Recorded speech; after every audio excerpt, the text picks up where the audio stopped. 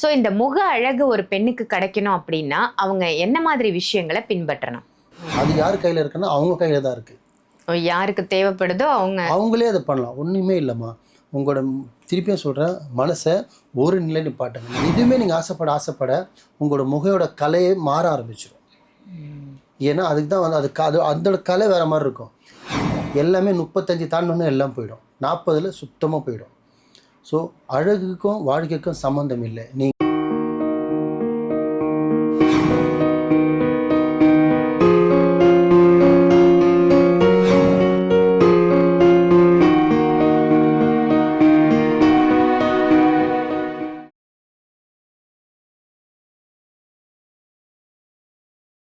மாலிக் பாய் official இந்த சேனலுக்கு உங்க எல்லாரையும் வெல்கம் பண்றேன்.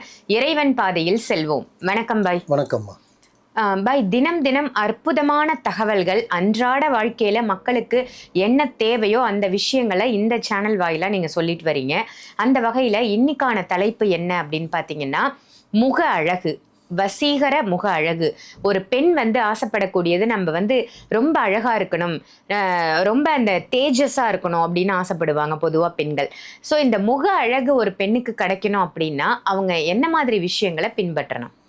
ரொம்ப பெரிய விஷயம் கேட்டிருக்கீங்க. அது நம்ம நாட்டு நம்ம மக்களுக்கு, அது நம்ம தமிழ்நாட்டு பெண்களுக்கு அதிகம் தேவை. ஏன்னா சம்பாதிக்கிற பாதுகாசு எங்கே போகுதுன்னா பியூட்டிஷியனில் தான் போகுது. ஆமாம், பியூட்டி பார்லருக்கே பாதி பணம் போயிடுது. உண்மைதான். என்ன விஷயம்னு பார்த்தீங்கன்னா, அழகாக இருக்கணுன்றது பார்த்தீங்கன்னா, இது வந்து இன்றைக்கி நேற்று வந்து ஆசை கிடையாது. குறிப்பிட்ட வயசு, ஒரு 5 வயசுக்கு மேலே கண்ணாடி பார்க்க, எப்போ நம்ம கண்ணாடி பார்க்க ஆரம்பித்தோமோ நம்ம முகம் பார்த்தது என்ன தெரியுமா? எதில் முகம் பார்த்தது தெரியுமா? தெரியாது. முதல்ல நம்ம முகத்தை பார்த்தது ஒரே பொருள் நம்மளோட தண்ணியில் தான் பார்ப்போம். கண்ணாடின்னு ஒன்று வர்றதுக்கு முன்னாடி நம்ம முகம் பார்த்த பொருள் தண்ணி. அந்த தண்ணீர் வந்து அவ்வளோ தன்மை அதில் அதிகம். அதுக்கு அடுத்தது கண்ணாடியில் எப்போ பார்க்க ஆரம்பிச்சோமோ அப்போதுலேருந்து பார்த்தீங்கன்னா அந்த கையும், இந்த கையும் சும்மாவே இருக்காது, எதனா ஒரு நம்ம டிஸ்டர்ப் பண்ணிகிட்டே இருப்போம். ஆனால் அழகுக்கும் வாழ்க்கைக்கும் சம்மந்தமே இல்லைம்மா. அதெல்லாம் வார்த்தை கவனிச்சிக்கிங்க. வாழ்க்கைக்கும் அழகுக்கும் சம்மந்தமே கிடையாது. இப்போ இந்த மாடலிங்காக இருக்கிறது, மாடுலேஷன் பண்ணுறது, அதெல்லாம் வந்து வேறு கேட்டகிரி. இப்போ நம்ம நல்லா இருக்கணும் பை, ஒருத்தர் வசீகரமாக இருக்கணும், மங்களகரமாக இருக்கணும், முகம் லட்சுமிதமாக இருக்கணும், நம்மளை ஒருத்தவங்க பார்த்தா லைக் பண்ணணும், நம்மளை ஒருத்தர் பார்த்தா விரும்பணும், அந்த மாதிரி நம்ம முக அமைப்பு வரணும். இதுக்கு நம்ம என்ன ஆன்மீக பதில் சொல்லணுமா, இல்லை பியூட்டிஷியன் தேடி போகணுமா, இல்லை இதுக்கு என்ன பண்ணணும், இல்லை எக்ஸசைஸ் பண்ணணுமா, அப்படிலாம் நீங்கள் ஒன்றுமே பண்ண தேவையில்லை. எப்படி நீங்கள் உங்கள் உடலையும் உங்கள் மனசையும் உங்களோட ஒருநிலை நிப்பாட்டி உங்கள் அழகை நீங்கள் மெயின்டைன் பண்ணணும்னா, இதுக்கு நீங்கள் ஜிம்முக்கு போகணும், யோகாவுக்கு போகணும், எதுவுமே அவசியம் கிடையாது. ஏன்னா எல்லாத்துக்கும் மிஷினும் வந்து இந்த 2 இடத்துல தான் இருக்குது.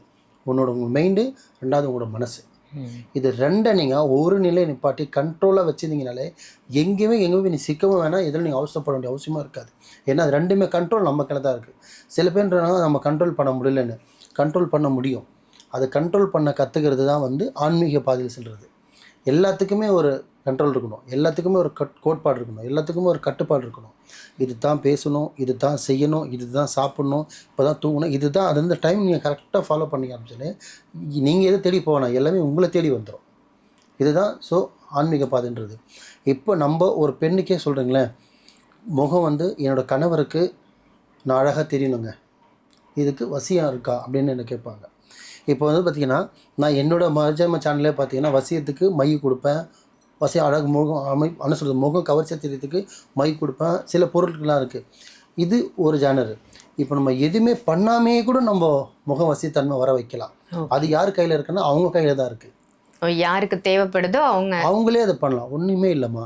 உங்களோட திருப்பியும் சொல்கிறேன், மனசை ஒரு நிலை நிப்பாட்டுங்க. நம்ம லைஃப் இது தான், நம்மளோட ஹஸ்பண்ட் இவர் தான், இதுதான் நம்ம வாழ்க்கை, இதுதான் நம்ம வீடு, இதுதான் நம்மளோட உலகம்.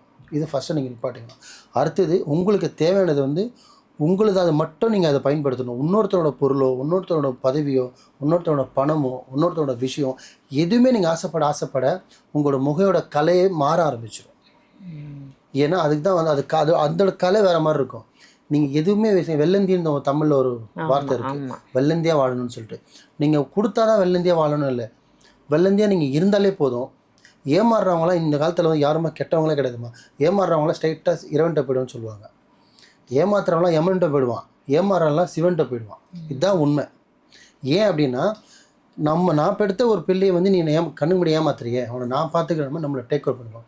நல்லா பாருங்கள், யார் வாழ்க்கையில் தோல்வியாக இருக்கிற மாதிரி இருக்காங்களோ அவங்கெல்லாம் பார்த்தீங்கன்னா ஸ்ட்ரைட்டாக சொர்க்கம் தான். ஏன்னா அவங்களுக்கு வேறு எதுவும் தெரியல.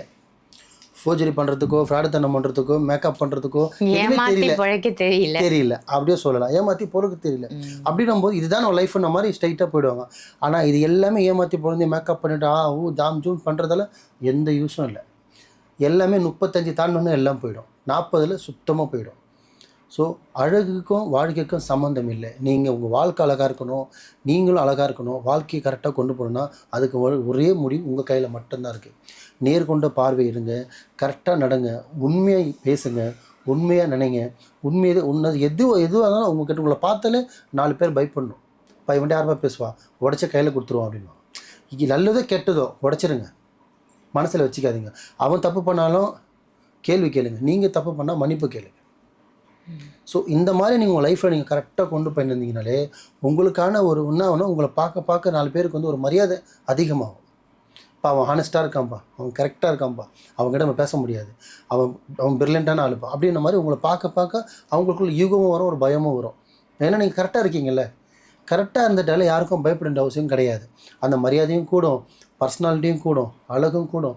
உங்கள் கணவருக்கு உங்களை பார்க்கும்போது மரியாதை இன்க்ரீஸ் ஆகும். என் ஒய்ஃப் ஜெனுவனான பர்சன்ப்பா, எனக்கு உண்மையாக இருப்பாப்பா, அவன் உண்மையாக இருக்கு. அப்போ என்ன ஸ்டார்ட் ஆகுது, வசியத்துக்கு மேக்கப் பண்ணணும், மை தடணும், இதெல்லாம் ஒரு விஷயம்னா நம்ம முதல்ல கரெக்டாக வச்சுக்கணும். நடக்கிற பாதை ஒரு நேர்கொண்ட பாதையாக வச்சுக்கிட்டு கரெக்டாக நீங்கள் ஃபாலோ பண்ண ஆரம்பித்தாலே ஆணும் சரி பெண்ணும் சரி அழகு கூடி வரும். கரெக்டான டைமுக்கு எந்திரிக்கணும், கரெக்டாக சாமி கும்பிடணும், கரெக்டான வேலைக்கு சாப்பிட்ணும், கரெக்டாக வேலைக்கு போகணும், கரெக்டாக தூங்கணும். எல்லாத்துக்குமே ஒரு ஷெடியூல் போட்டு கரெக்டாக நீங்கள் ஃபாலோ பண்ணணும். ஏதோ கடமைக்கு தூங்குறது, கடமைக்கு எந்திரிக்கிறது, எப்படி சொல்கிறது, நாங்கள் கோழி கூவும் போது நம்மளால இங்கே தூங்கவே செய்கிறாங்க, அந்த மாதிரி ஆகிடுச்சு. ஸோ இதெல்லாம் கொஞ்சம் அவாய்ட் பண்ணிவிட்டு அந்தந்த டைமில் அதாவது கரெக்டாக பண்ண ஆரம்பிச்சிங்கனாலே நீங்கள் எந்த பியூட்டி பார்லருக்கும் போனால், எந்த ஒரு பார்லருக்கு போய் உட்கார வேணாம், மணிக்கணக்கில் உட்கார வேணாம், பணத்தையும் கொடுக்க வேணாம். ஏன்னா எங்கள் ஆசான்லாம் எனக்கு சொல்லிக் கொடுத்த ஒரே விஷயம் என்னென்னா, இப்போ இன்றைக்கும் என் உண்மையான வயசு ஒன்றும் யார்கிட்ட சொல்லதில்லை. ஆனால் நம்ம வயசுக்கும் நம்ம ஆளுக்கும் சம்மந்தமே இல்லாமல் மாதிரிலாம் வாழலாம். 50 வயசானா கூட 40 வயசு மாதிரி காட்ட முடியும். நீங்கள் எந்த ஜிம்முக்கும் போனால், எந்த ஆன்லைன் கிளாஸுக்கும் போவேனா, எந்த மெடிசனும் குடிக்க வேணாம்.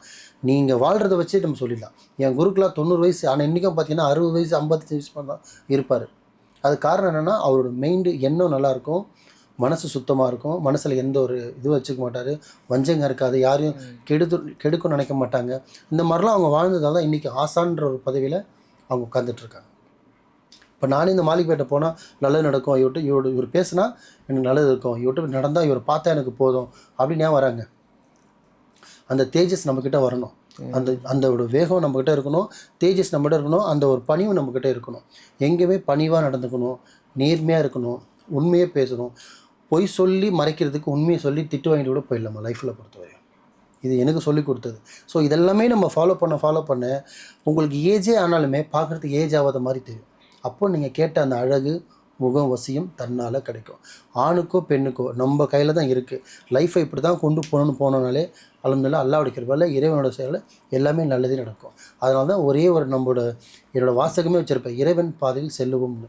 இறைவன் பாதைன்னு வச்சது எதுக்காகனா, அவர் சென்று போயிட்டார், அவர் பின்தொடங்கி நம்ம போக போக நம்மளுக்கு இறைவன் பாதையில் சென்னோம் அப்படின்னா நம்மளுக்கு எமனோ நம்மளுக்கு தேவையில்லாத விஷயம் எதுவுமே வராது.